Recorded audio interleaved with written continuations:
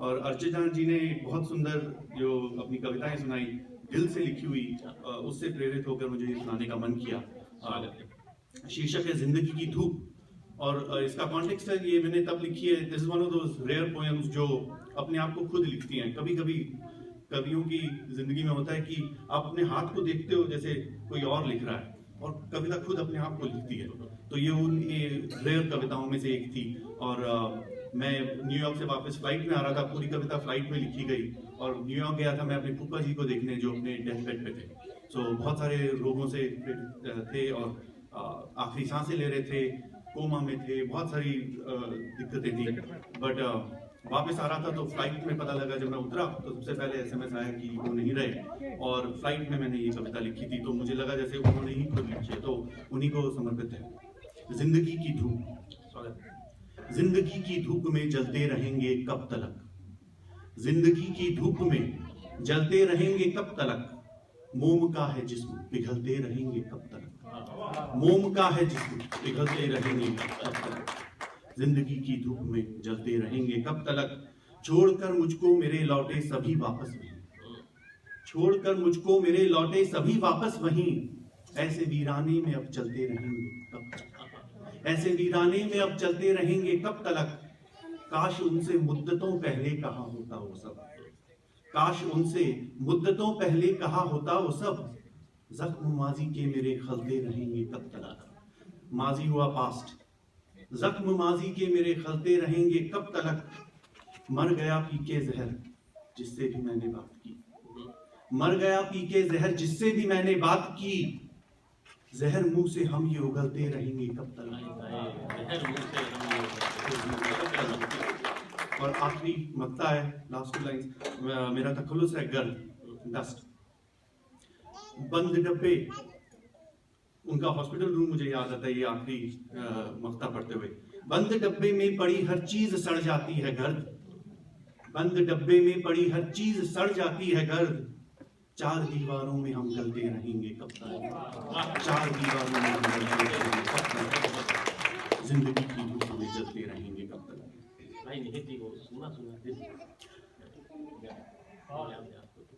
अब आप गीत पे मुझे जोर दे रहे हैं, और ये मेरा पहला गीत है शायद, तो it's the oldest thing I have, but आप बोल रहे हैं तो जरूर।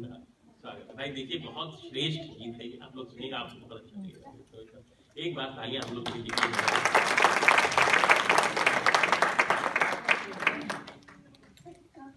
बट दिक्कत यह है कि मैं वो हास्य कविता छोड़ने नहीं वाला, क्योंकि मैंने वो हुड़दंग के लिए लिखी है, रास्ते में आते हुए एक पेंसिल घिसी है, तो वो मैं छोड़ने नहीं वाला। ये आपकी सर है, ये इनके गीत मेरे कोटे में। सुना सुना दिन, इसका कॉन्टेक्स्ट है, पहली बारी मेरी श्रीमती जी इंडिया गई थी, तो तब ये मैंने लिखी थी, बड़ा सुनापन था। तब 9 सीखे थे, कुछ अकल थी नहीं, अब तो पूछते रहते हैं डार्लिंग इंडिया क्यों नहीं हो आती।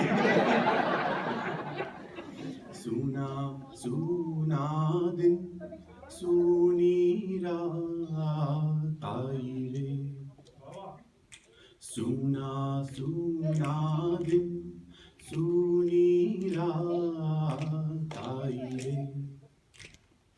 मोरे कोरे होठों, मोरे कोरे होठों पे ना बात आई रे, सुना सुना दिन, सुना सुना दिन सुनी रात आई रे, भारी पल के हल्के हल्के ख्वाब देखे हैं, चढ़ती रात पे शाम भी कुछ धूप फेंके है, शाम फिर हारी,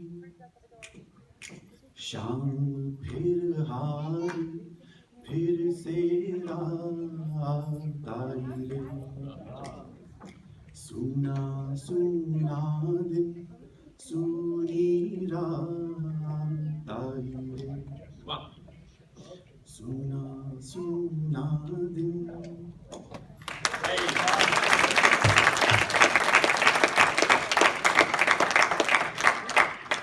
इसके बहुत से छंद हैं, तो आप पे मेहरबानी करके मैं स्किप कर रहा हूँ आज के लिए। आज हम लोग केवल इनका ट्रेलर देख रहे हैं, एक बार हम ऐसा कार्यक्रम करेंगे कि केवल इन्हीं बुलाएंगे। एक बात तो अब हास्य की तरफ मुंह मोड़ते हैं, और मैं सिर्फ हास्य तभी लिखता हूँ जब मुझे न्योता आता है किसी हास्य कवि सम्मेलन में। मुझे लगता है इतनी ये तो टिकट है, अगर ये तक नहीं लिखूंगा तो मतलब शायद वापस भेज दे कि भाई साहब दिखाइए जरा क्या लेके आए हैं, तो इसलिए मैं लिख देता हूँ। और शीर्षक है पार्टी। पार्टी होली का माहौल भी है, तो पार्टी। और इसमें कॉन्टेक्स्ट ये बनाना जरूरी है कि इसमें अभिनव जी का बहुत बड़ा हाथ है, क्योंकि इन्होंने पत्नी चालीसा लिखी है, बहुत बड़ी पत्नी व्रता हैं, तो इनसे ही प्रेरित होकर ये लिखी है। और इसमें ये कहना जरूरी है कि इनके जैसे शौहर जो होते हैं वो हम सब की जिंदगी बहुत दुश्वार करते हैं। क्योंकि क्या है, इनको तो सुबह उठ के चाय बनाना अच्छा लगता है, बट सबको तो नहीं अच्छा लगता। पार्टी में जाना था हमको, पार्टी में जाना था हमको, मैं था ज्यादा फुदक रहा। पार्टी में जाना था हमको, मैं था ज्यादा फुदक रहा। गाने गाता कंगी करता कुछ ज्यादा ही उचक रहा। मंद मंद मुस्काता मन ही मन में मैं था मटक रहा। मंद मंद मुस्काता मन ही मन में मैं था मटक रहा। जाने किसके ख्वाब में था जो दिल था ऐसा धड़क रहा। जाने किसके ख्वाब में था जो दिल था ऐसा धड़क रहा। पर बीवी को शायद मेरी नीयत पे शक आया। पर बीवी को शायद मेरी नीयत पे शक आया। उसने एक सवाल से मेरा हंसता मुंह लटकाया। पार्टी में वीणा आ रही है क्या?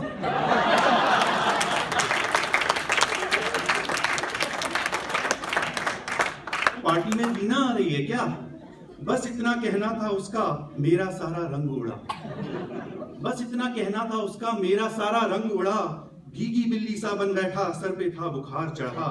लाल टमाटर जैसे मेरे मुंह के दोनों गाल, लाल टमाटर जैसे मेरे मुंह के दोनों गाल हुए। काले थे सफेद अचानक सर के मेरे बाल हुए। वीणा? कौन वीणा? बीवी ने अपनी आंखों से फिर मुझको ऐसे घूरा, चुल्लू भर पानी में मैं तो डूब गया पूरा पूरा। ओ यू मीन वीणा, वो कॉलेज वाली वीणा? या आई थिंक वो आ रही है पार्टी में। तुम्हें बड़ी खबर है उसकी? उस दिन बीवी की तैयारी में कुछ ज्यादा वक्त लगा। उस दिन बीवी की तैयारी में कुछ ज्यादा वक्त लगा। उसकी आंखों में उस दिन मैं वीणा जी का भक्त लगा। जाने उसने क्या क्या सोचा, दिल के उसको सख्त लगा। अपनी बीवी की नजरों में उस दिन मैं कम वक्त लगा।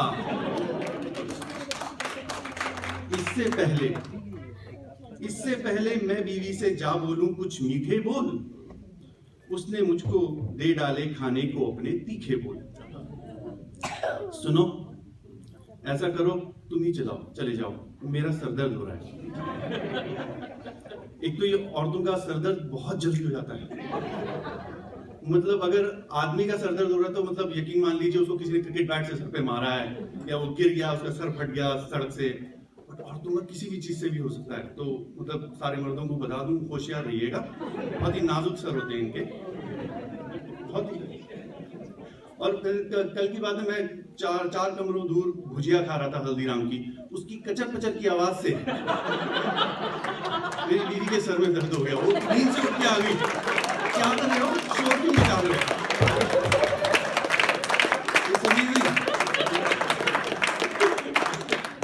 सर मतलब काफी नाजुक है, बट कान बहुत अच्छे हैं, दाद देनी पड़ेगी कानों की। खैर सर दर्द हो रहा था, तो ठीक है। पहले तो मैं सीधा भागा चाय का एक कप लाया। पहले तो मैं सीधा भागा चाय का एक कप लाया। चरणों में गिर के फिर मैंने उसका पांव भी दबाया। उसकी सुंदरता का मैंने जूठा मूठा सा गुण गाया। उसकी सुंदरता का मैंने जूठा मूठा सा गुण गाया। फिर जाके बीवी के सर पे मेरा कुछ काबू आया। अब जूठा मूठा आप सोच रहे हैं कि झूठ मूठ क्यों बोल रहे, झूठ नहीं बोलना चाहिए बीवी से, दैट्स रॉन्ग। झूठ बोलना चाहिए और बीवियां ही सिखाती हैं आपको कब, कहां, कैसे, कब, क्यों झूठ बोलना है। बहुत मेहनत से वो ट्रेन करती है अपने शोहरों को कि मैं बता दूं सबको झूठ नहीं बोलना चाहिए, मुझे मत बोलिएगा। और इसीलिए यही मूल कारण है क्यों भारतीय नारियां हमेशा अगले जन्म में सेम पति मिले ये मानती है भगवान से कि फिर से ट्रेन ना करना पड़े, ट्रेनिंग बस कम हो जाए। तो किसी तरीके से काबू आ गया सर पे। तो बीवी बोली अच्छा चलो चलते हैं, अच्छा चलो चलते हैं, मगर पहले ये बताओ मैं इस ड्रेस में मोटी तो नहीं लग रही? खतरनाक सवाल, बिल्कुल ठीक। आपकी शादी को काफी साल हो गए हैं। क्योंकि जो नौसिखी हैं वो सोचेंगे कि अबे इसमें क्या जिससे नहीं, बिल्कुल नहीं लग रही हो, गलत, that is the wrong answer. और सही तो आप कभी भी सोचना मत बोलने की डार्लिंग हाँ इसमें तुम ना बिल्कुल भैंस जैसी दिख रही हो, please don't wear this, I don't think that's a good idea. Okay, so दोनों अगर गलत हैं जवाब, तो सही जवाब क्या है? इसके लिए 15 साल लगते हैं शादी को, जब हो जाते हैं फिर आपको ये आहा मोमेंट आता है। और सही जवाब अगर सुनना है तो सुनिए, आप ही की आदत नहीं है। सही जवाब है डार्लिंग मैं तो समझता था तुम इससे ज्यादा सुंदर लग ही नहीं सकती, और आज तुमने ये जीन्स पहन ली, तुम रुलाओगी क्या? That is the right answer. That is the only right answer. मोटी मोटी तो तुम चाहो भी फिर भी नहीं लगने वाली, मोटी तो तुम चाहो भी फिर भी नहीं लगने वाली, तुम खाती आधी रोटी और मैं खाता भर भर थाली। दिखती हो तुम अब भी बिल्कुल प्यारी सी भोली भाली, पहनो अब तुम चूड़ी कंगन पायल और झुमका वाली। हाथ जोड़ बीवी से फिर चलने की मैंने की अर्जी, बीवी ने आखिर में जाके फिर मानी मेरी मर्जी। बीवी को भी उस दिन ही ड्राइविंग करने का शौक चढ़ा। सबको हंसी आ रही है। बीवी को भी उस दिन ही ड्राइविंग करने का शौक चढ़ा, हनुमान चालीसा मैंने मन ही मन 100 बार पढ़ा। पता नहीं हंसी क्यों आ रही है आप लोगों को, मेरी बीवी बहुत अच्छी ड्राइविंग करती है, आप तो पता नहीं क्या सोच रहे हैं, बट उसको ज्यादा ज्ञान नहीं है गाड़ी के बारे में। तो क्या होता है कि उसको पता नहीं, जैसे मतलब पेट्रोल कहाँ से डलता है, कब डलता है, क्यों डलता है, कौन डालता है, कि आज तक उसने कभी भरा नहीं है पेट्रोल। वो मेरी खुशकिस्मती रही है हमेशा भरने की। और परसों की बात है, गाड़ी रुक गई पेट्रोल के बिना, तो मैंने बोला डार्लिंग सॉरी पेट्रोल खत्म हो गया है, गाड़ी आगे नहीं जा सकती। तो उन्होंने बोला कोई नहीं वापस मोड़ लो।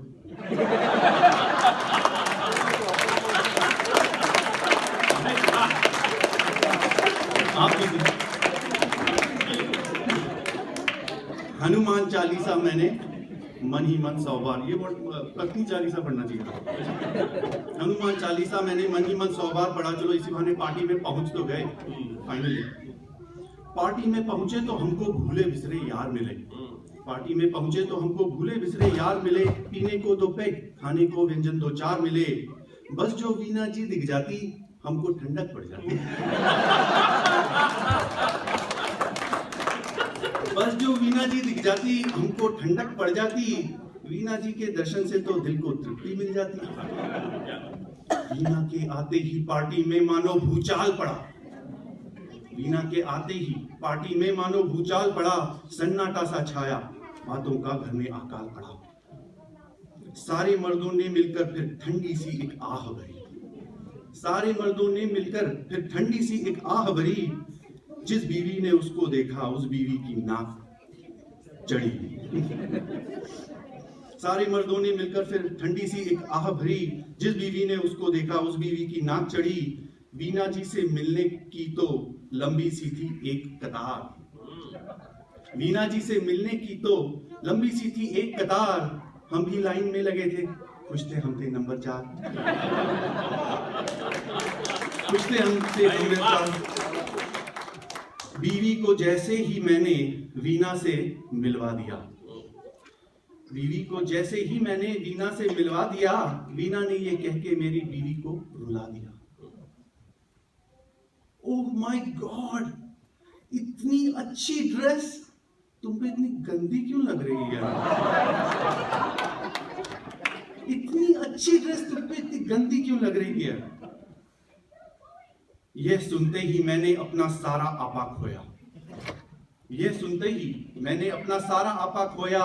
पहले तो रोती बीवी के संग मैंने भी रोया, फिर मैंने मुड़कर वीना को सीधे मुंह पे बोला, खबरदार जो तुमने अपना गंदा सा मुंह खोला, मुझको नफरत है तुमसे पर फिर भी ये कहना है, मुझको नफरत है तुमसे पर फिर भी ये कहना है, कम से कम मेरी बीवी ने कपड़ा तो पहना है।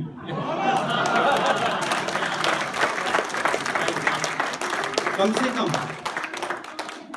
मेरी बीवी ने कपड़ा तो पहना है। कहने को तो थी वीना जी दिखती एकदम टोट। मंदिर में कह रहा हूं तो शर्म आ रही है।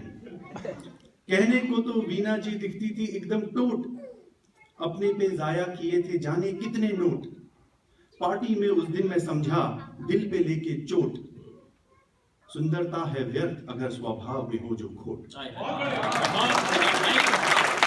सुंदरता है व्यर्थ अगर स्वभाव में हो जो खोट। और आखिरी पंक्तियां एक और चाहूंगा।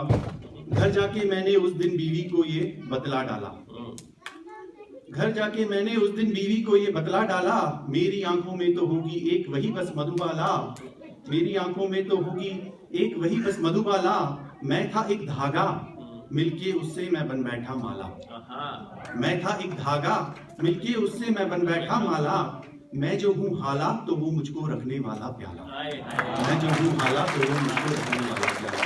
बहुत बहुत शुक्रिया।